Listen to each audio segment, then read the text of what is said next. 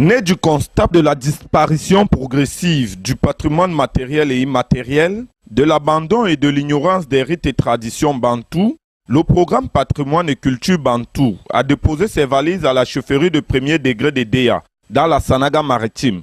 Nous avons pour but de rééduquer nos populations pour pouvoir s'imprégner de nos rites et coutumes. Notre patrimoine est tellement riche, je l'invite vraiment à s'imprégner de la culture, de son patrimoine. Il faudrait que les rois bantous se réapproprient de leur pouvoir, du pouvoir que les colons, quand ils sont arrivés, ils ont totalement banni.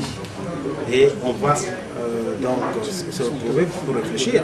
Au cours d'une rencontre d'information et d'échange avec les chefs de canton de la Sanaga maritime et d'Union Ekele, les panélistes, sous la houlette du professeur Hubert Monondjana, ont exposé sur la problématique de la réappropriation des rites et coutumes bantous.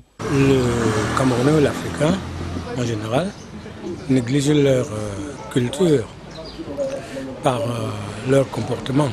Je leur donne de rentrer dans la source de leur tradition et demander aux initiés du village de leur donner les facilités qu'ils vont demander au pouvoir colonial.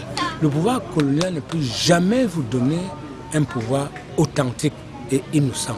Une initiative appréciée à sa juste valeur par les chefs bantous, car ces derniers se sont engagés à soutenir et d'accompagner ce projet. Nous semblons avoir oublié. Alors il faudra se ressouvenir de tout et avoir le courage. Il nous manque le courage d'être nous-mêmes.